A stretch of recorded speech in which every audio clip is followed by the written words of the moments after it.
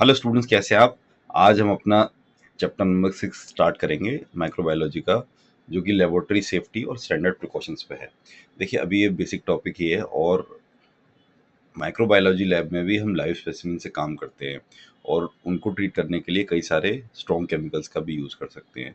तो डीएमएलटी क्योंकि एक प्रैक्टिकल कोर्स है, तो इसलिए इसमें ये एस्पेक्ट बहुत किया जाता है कि आप डेंजरस चीज़ों के साथ काम कर रहे हैं तो आपकी सेफ्टी आप कैसे करेंगे और उसके पीछे का बेसिस क्या है। तो आइए इस चैप्टर को देखते हैं। सबसे पहले इसमें ओवरव्यू ले लेते हैं। लैब में केमिकल, फिजिकल और बायोलॉजिकल हैजार्ड्स होते हैं, इसलिए स्टैंडर्ड प्रिकॉशन सब पर अप्लाई होते हैं। स्टार्ट से पहले हैजार्ड्स, इमरजेंसी गियर समझना होता है। एंड में क्लीन अप और डिकंटेमिनेशन। कोर क्या है हमारा? Hand wash, barrier protection, PP kit जिसको हम बोलते हैं, शार्प चीज़ों से सेफ्टी, स्पेसिमेन और स्पिलेज को अगर गिर गए हैं तो कैसे हैंडल करना, और डिस्पोजल ऑफ स्टेराइल आइटम्स। अच्छा, प्रिपरेशन फॉर वर्क। अगर माइक्रोबायोलॉजी लैब में वर्क कर रहे हैं तो आप पहले क्या करेंगे, काम करते टाइम क्या प्रिकॉशन रखेंगे और आफ्टर क्या रखेंगे। काम स्टार्ट करने से पहले आप ये देखेंगे कि आप कितने हैजार्ड्स, कैसे एजेंट्स, किस तरीके के इक्विपमेंट्स के साथ काम कर रहे हैं, उनके लेवल और मिनिमम सिक्योरिटी गाइडलाइंस जो है उनकी, कि क्या क्या उनसे प्रॉब्लम हो सकती है, वो सब आपको पता होनी चाहिए। अच्छा, आपको इमरजेंसी गियर की जानकारी होनी चाहिए, जैसे फायर एक्सटिंग्विशर हो गया, eye wash, shower, first aid kit, spill kit, ये सब आपके आसपास होनी चाहिए, जिससे कि अगर है तो आप तुरंत उसको यूज़ कर सकें। स्पिल रिस्पॉन्स प्रोटोकॉल, यानी अगर कोई स्पेसिमेन फैल जाता है तो उसको कैसे हमको उठा के ट्रीट करना है, वो डिटेल में होता है। ठीक है। ड्यूरिंग वर्क में आपको क्या करना है कि जो एरिया है वहाँ केवल ऑथराइज पर्सन ही घुसेंगे, कोई अनजान आदमी का घुसना उसमें अलाउड नहीं होगा, जिससे कंटेमिनेशन का रिस्क रहता है। लैब के में काम करते टाइम कोई ईटिंग, ड्रिंकिंग, स्मोकिंग नहीं करनी है। ठीक है। कॉन्टैक्ट लेंस अगर हैं तो उनको टच नहीं करना है। नी लेंथ लैब कोट, कई स्टूडेंट्स को बहुत अ, अजीब सा लगता है, अलकस सा आता है कि यार इतना लंबा लैब कोट, पर वो आपकी प्रोटेक्शन के लिए ही है। और जितनी भी अच्छी लैब्स हैं they are totally air conditioned, वहाँ पे चिलिंग एसी होता है मशीन्स को भी टेम्परेचर मेंटेन रखने के लिए, तो आप आराम से पहन सकते हैं। ओपन शूज़ नहीं होने चाहिए, शूज़ ऐसे होने चाहिए जिसपे एक प्रोटेक्शन मिले। सारी जो वहाँ पे बैठने की बेंचेज हैं वो क्लीन हैं। माउथ पिपेटिंग नहीं करनी है, ये हमने हिस्टोलॉजी में भी पढ़ा था, ये हम माइक्रोबायोलॉजी में भी पढ़ेंगे। माउथ पिपेटिंग का ये होता है कि कोई पिपेट से आपने सैंपल खींचना है तो आप अपने मुंह से लगा रहे हैं, नहीं, उसमें क्या होता है कि कंटेमिनेशन का रिस्क बहुत ज़्यादा होता है, और थोड़ा भी आपने ज़्यादा खींच लिया तो आपकी टंग से टच हो जाएगा और सीधा आपकी बॉडी में वो चला जाएगा। एरोसोल वर्क जो भी आप करेंगे वो बायोसेफ्टी कैबिनेट में ही करेंगे। ठीक है। ह्यूमन ब्लड, बॉडी फ्लूइड जो होता है वो पोटेंशियली इन्फेक्शियस होता है, तो जब भी आप अपना काम करके निकलेंगे तो हैंड वॉश करके निकलेंगे। अच्छा, जाने से पहले आपको क्या है, मान लीजिए आपका काम खत्म हो गया, अब आपको क्या करना है? एक तो आपको ये ध्यान रखना है कि गैस, वाटर, इलेक्ट्रिक, हीटर, ये सब चीज़ें आपको ऑफ करनी है।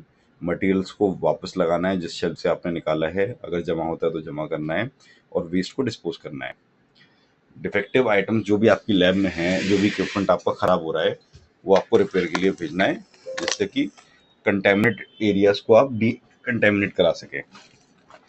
लैब की पीपीई कभी आपको बाहर नहीं भेजनी, वो अगर ट्रीटमेंट हो सकता है उसका तो आपको लैब के अंदर ही कराना है। सिंबल्स कुछ जो होते हैं, जैसे आपने देखा होगा लैब्स में बने रहते हैं, वो आपको याद होने चाहिए। बायोहजार्ड का सिंबल, रेडिएशन का सिंबल, क्रोसिव आइटम का, क्रोसिव मतलब जिसमें रिएक्शन हो सकती है, फ्लेमेबल, टॉक्सिक, ऑक्सीडाइजर। ठीक है, ये सब सिंपल बने होते हैं और याद हो जाते हैं अपने आप ही जब आप बार बार लैब में एंट्री करेंगे और देखेंगे। अच्छा, फायर सेफ्टी मोस्ट इम्पॉर्टेंट। देखिए, जो हमारी लैब्स है उसमें बहुत सारे मटेरियल ऑलरेडी इनफ्लेमेबल होते हैं या आग लगने वाले होते हैं, तो हमें सेफ्टी मेंटेन रखनी बहुत ज़रूरी होती है।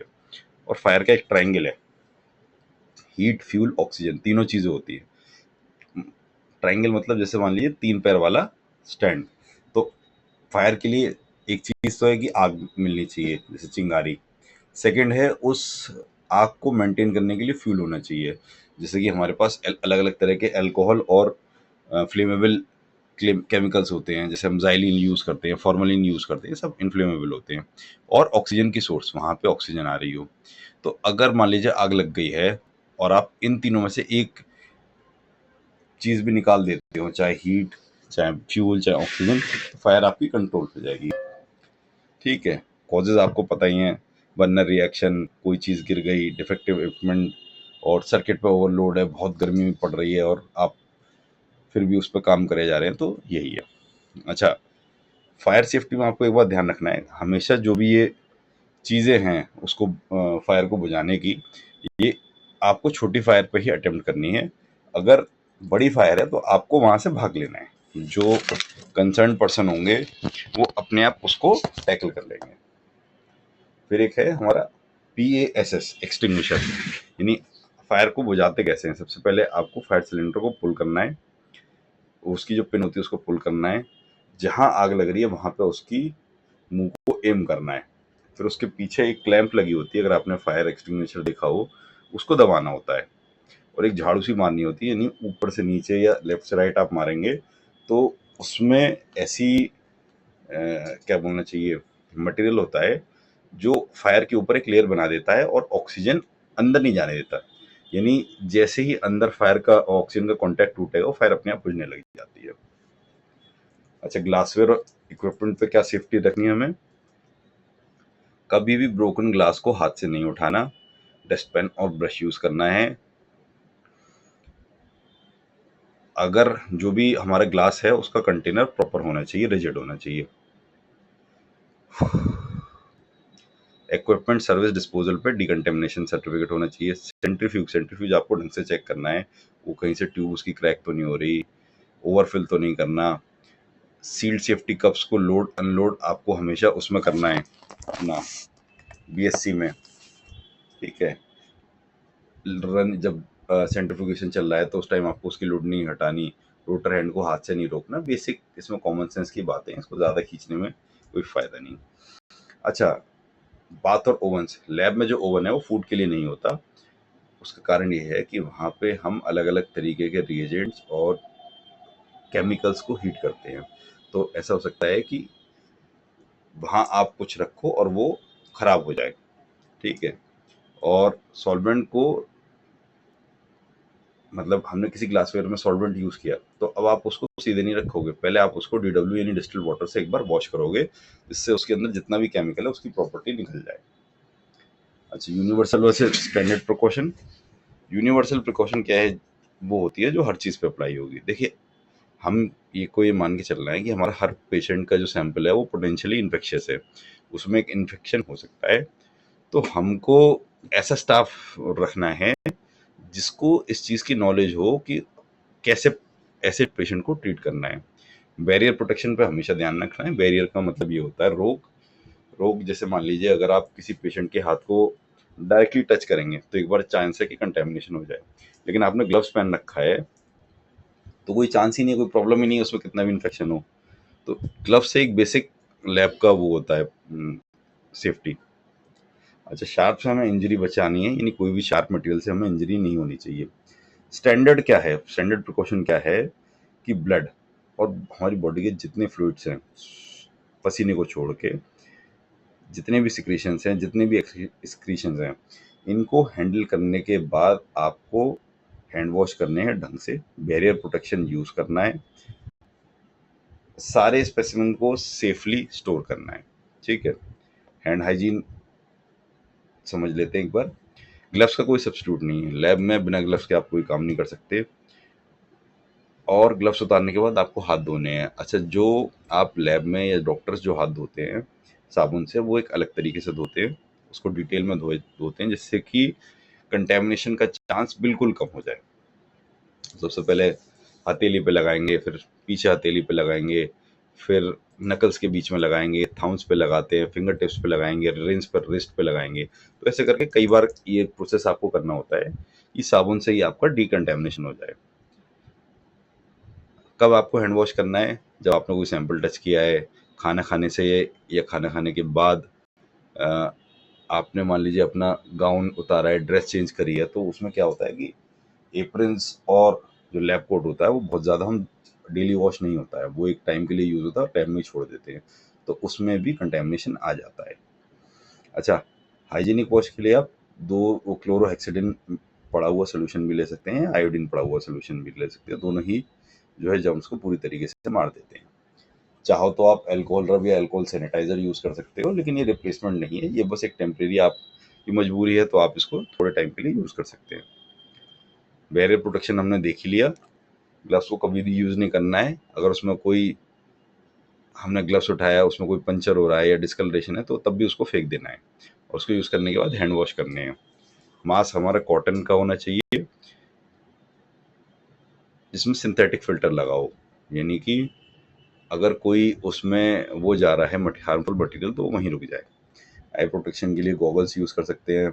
अगर ओटी और वैसा कोई प्रोसीजर है जिसमें पेशेंट की बॉडी को हम ट्रीट कर रहे हैं खोल के या ब्लड स्पिलेज है तो वहाँ पे कैप लगानी है। गाउन्स और एप्रन्स का यही फ़ायदा होता है कि मान लीजिए आप ओटी में हैं और पेशेंट के अंदर से ब्लड की स्प्लैशिंग होती है तो आपके गाउन पे आएगी, आपकी बॉडी पे नहीं आएगी। ठीक है। कट्स का आपको पता ही है, कल से वाटर प्रूफ ड्रेसिंग यूज़ करनी होती है। पहली चीज़ों की सेफ्टी क्या है, नीडल्स को दबनी नहीं चाहिए, ब्रेक नहीं होनी चाहिए, और यूज़ करने के बाद उनको फेंक देना चाहिए। बहुत ही बेसिक है। स्पेसिमेन का हमने पता कर ही लिया। स्पेसिमेन में बस आपको ये ध्यान रखना है कि जो भी आप कंटेनर लेंगे वो लीक प्रूफ होना चाहिए, ऐसा ना हो कि उसमें से वो बाहर आ जाए। और स्पिल्स के लिए क्या करना है आपको, 1% सोडियम हाइपोक्लोराइट जिसको हम ब्लीच बोलते हैं, अलग अलग कंपनी का आता है।